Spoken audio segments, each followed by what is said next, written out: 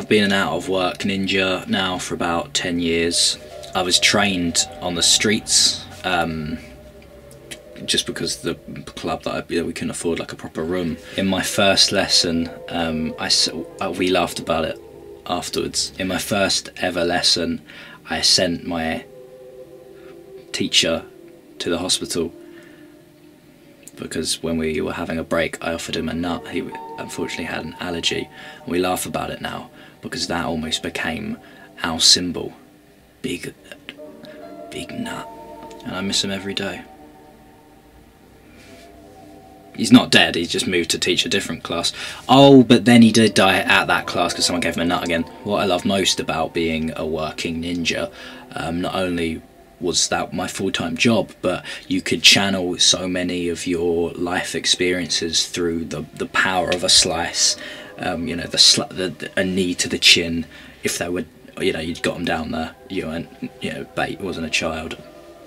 And I remember before I became a full-time ninja, I was working part-time at a what are they called? They serve, people eat, a restaurant, and I was cutting up the food, and my boss, he was going, come on, what are you doing? You're taking so long up there. The kids want their carrots. His voice, it was a very inconsistent memory.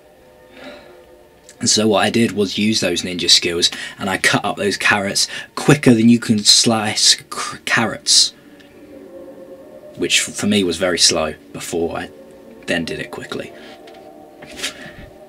And you know, before you knew it, they were in the dish, being cooked, and then in the mouths of the children. It was a carrot restaurant for tiny children, babies. It was a baby's carrot munching place where parents could leave their kids, and training ninjas would cook. It was both good for the babies so they could enjoy their carrots, and perfect for the ninjas because, you know, if they got that little spark of initiative, which I think is why my sensei told us to go to work part-time at the carrot place, because it was all part of that circle. It's a circle of life.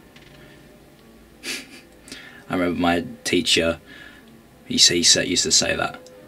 And then he always used to add afterwards, it's a circle of life, they call it.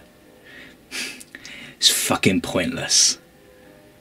He was going through a divorce. And I haven't been a working ninja in 10 years, which, if you do the maths, that makes... I was 12 when I stopped. And that's the age. The ninjas die young. Got a bit of an itchy eye, I think. Ha! No! Anything flying there, I'll kill you.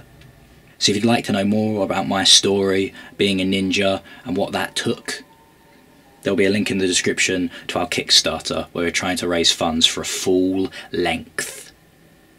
We're hoping to make it long. And as Dave my sensei always used to say, Kung Fu! He used to trail off because he remembered I'm teaching kids.